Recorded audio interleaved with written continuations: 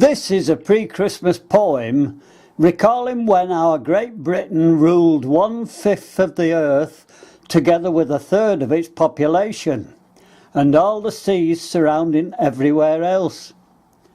When life for the ruling class was an overflowing cornucopia of excess and you got $4 to the pound, but mercifully short for the deprived, stunted working class majority at the far extreme of the social divide.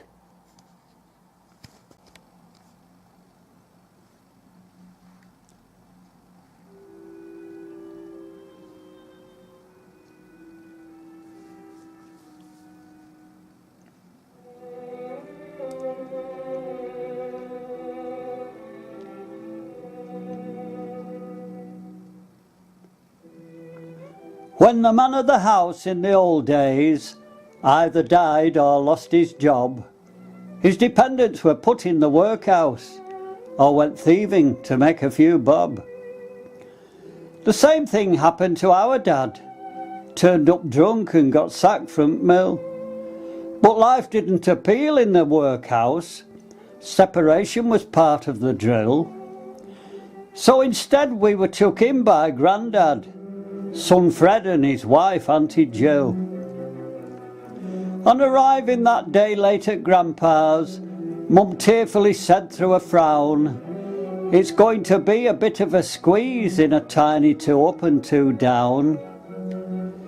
"This is no time for tears now, dear daughter," said her dad on the dust-covered floor. "When the cockroaches saw you lot coming, they packed up and moved in next door."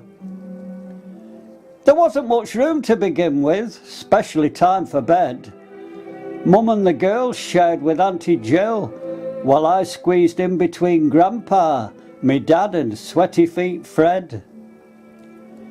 Choking fog, diphtheria, curtains and beds bug infested, complicate life even more so, on top of being born pigeon-chested. Everyone self-medicated with dubious potions to treat dozens of different ailments in efforts to gain some relief from the perils of everyday problems, soothing the redness and pain inflicted on us by our teacher with a long, thick, knobbly cane. One of the cures, for example, viewed now with some disbelief, was a daily teaspoon of water in which Grandma had soaked her false teeth. The provenance supporting this treatment with the passage of time is obscure, but we think we now have the answer. It's an immune supporting cure, only effective if carefully made from a God-fearing aged mature. These days when we die are much better. You're frozen till there's a day they find a cure for whatever killed and made you that way.